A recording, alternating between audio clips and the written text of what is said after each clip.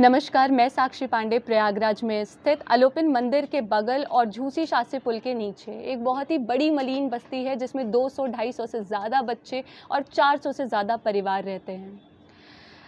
बहुत से बच्चे ऐसे हैं जो कुछ पढ़ना चाहते हैं, करना चाहते हैं, पर मजबूरियों की वजह से वो कर नहीं सकते। हम सभी ने सुना है कि पढ़ने लिखने का सपना सजाना अच्छा लगता है, रोज़ शाम पार्क में खेलने जाना अच्छा लगता है, मजबूरियों ने कर दिया वक्त से पहले बड़ा इन्हें, वरना सर पर किसको बोझ उठाना अच्छा लगता है। मैं यहाँ सोनी के साथ, ये बच्ची है जिसको मैंने खुद पढ़ाया हुआ है और मुझे गर्व है कि मैं सोनी की मैम हूँ। हाँ, ये बच्ची देख नहीं सकती पर सब सुन सकती है, समझ सकती है, आपको आपकी भाषा में जवाब दे सकती है। तो चलिए सोनी से कुछ 2 शब्द बातें करते हैं। Hello Soni, how are you? Hi ma'am, I am so fine. Soni, मुझे पहचान रही हो कि नहीं पहचान रही हो? यस मैम, आपको पहचान। क्या नाम है मेरा सोनी? वो साक्षी पांडे है। इतना सोचना पड़ रहा है मेरा नाम। अच्छा सोनी, क्या चल रहा है आजकल? आजकल मुहर्रम चल रहा है मैम। अच्छा, मुहर्रम चल रहा है, एग्जैक्टली। तो तुम लोग मुहर्रम में क्या क्या कर रहे हो? मुहर्रम में तो हम लोग यानी मतलब सब लोग कुरान पढ़ते हैं और हम नमाज भी पढ़ते हैं, रोज़े भी रखते हैं।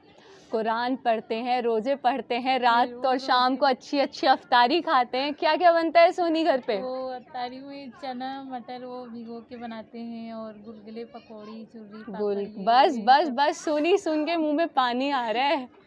चलो, बहुत अच्छी बात है सोनी।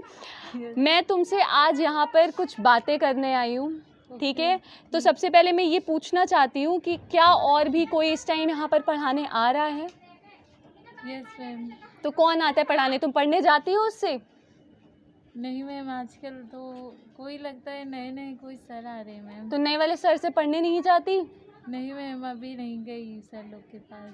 अच्छा, अभी नहीं जा पाई। चलो कोई बात नहीं सोनी, मैंने तुमसे एक बार कहा था कि तुमको एक स्कूल प्रोवाइड करते हैं, तुम वहाँ चले जाओ, पढ़ाई लिखाई करो। तुम मना क्यों कर दिया सोनी उसके लिए? बताओ। वो एक्चुअली क्या ना मैंने इसलिए मना कर दिया कि एक बार मैं तैयार हो गई थी जाने के लिए, पर मेरी मम्मा का तबीयत ठीक नहीं था। तो मतलब मैं तैयार थी पर मेरे मम्मा का सफ़ेद हो गया था, फिर तभी से फिर मैं नहीं जा पाई। मैं मतलब तुम्हारा कहने का मतलब है कि जब तुमने सोचा कि अब मैं वहाँ जाकर के एडमिशन ले लूँगी, वहाँ जाकर के पढ़ाई करूँगी, तभी तुम्हारी मम्मी की डेथ हो गई थी। नहीं तो मैं जा ही नहीं पा रही थी, मतलब मैं नहीं जा पाई थी, तभी सफ़ेद हो गया था उनका। अच्छा, तुम जा नहीं पाई थी उसी तरह, मतलब तुमने सोचा था कि तुम जाओगी पर तुम जा नहीं पाई थी? नहीं मैम। अच्छा, तो सोनी उसके बाद क्या दिक्कत आई? क्या उसके बाद नहीं जाना चाहती थी तुम? जब सब चीज़ ठीक हो गई तब जाना नहीं वाजिब समझा तुमने? जाना चाहती थी पर मैम मैं ये सोच रही थी कि मैं अकेले अपने पापा को छोड़ दूंगी, फिर इसलिए पापा का भी तबीयत ठीक नहीं रहती ना मैम, इसलिए। अच्छा देखिए, सोनी ने कितनी छोटी सी बात में कितनी बड़ी बात कह दी। आज के टाइम में बड़े बड़े घर के बच्चे अपने माँ बाप को वृद्धाश्रम छोड़ देते हैं, और यहीं पर सोनी है जो ये कह रही है कि मैं पढ़ना इसलिए नहीं चाहती थी, या मैं वहाँ इसलिए नहीं जाना चाहती थी क्योंकि अगर मैं चली जाती तो मेरे पापा को कौन संभालता।